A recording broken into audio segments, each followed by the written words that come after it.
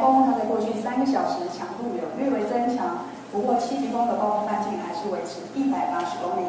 现在它的中心位置大概是来到宜兰南东方370公里的海面上，预计未来还是偏北北西的方向，接近台湾的东北部的沿海之后，再进入台湾的北部海面。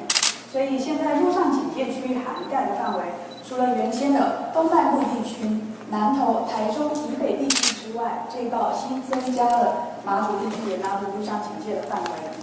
首先，我们还是来更新一下现在最新的海面上观测的资料。在台东的浮标已经有观测到了6米的浪高哦。那整个东半部的沿岸普遍性的浪高大概也有3到5公尺这么高哦。那当然，随着台风逐渐在靠近当中，各个海面的风浪会明显的增大。我们提醒大家，在今天哦，尽量不要前往海边活动。至于在陆地上的阵风来看的话，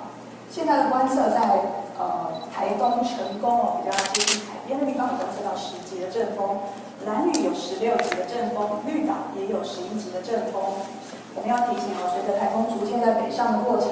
因为受到东北风跟地形的影响，所以今天白天花莲跟台东地区会有一阵阵比较强的阵风出现。而比较接近台风中心的宜兰北部地区，预计下午到晚上风力也会明显的增大。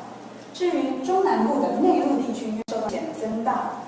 至于中南部的内陆地区，因为受到地形的屏障，相对来说风力没有那么大，但是在沿海空旷的地方也要留意有比较强的阵风出现。所以提醒，今天一直到明天清晨，台风在接近的过程当中，大家如果从事各种户外活动，一定都要特别注意安全。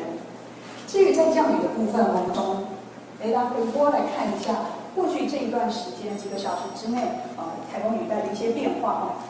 随着台风中心逐渐接近到了台湾的东南方海面，台风外围的雨带正一波一波的移进台湾的陆地，包含了北部、东半部的宜花东，陆陆续续有一阵一阵的雨势出现，也加大一些瞬间比较大的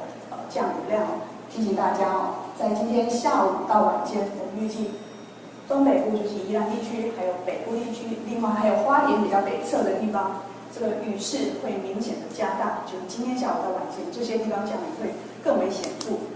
好，所以依照这样的降雨的形态而言，现在的豪雨特报要提醒的地区大概除了中南部平地相对来说有些地方雨势比较小之外，其他各个地方大致上都有达到大雨的可能。其中在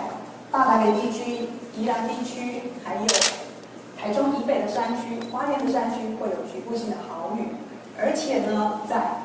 宜兰地区、新北的山区，还有桃园的山区，更可能有局部性的大豪雨。所以我们要提醒今天下午到明天清晨，这些地方的降雨要特别的留意。而且，如同先前一直提醒大家，这2天正好是大潮的期间，所以沿海低洼、地势比较低的朋友，如果遇到雨下的又急又快，要小心积水的情况。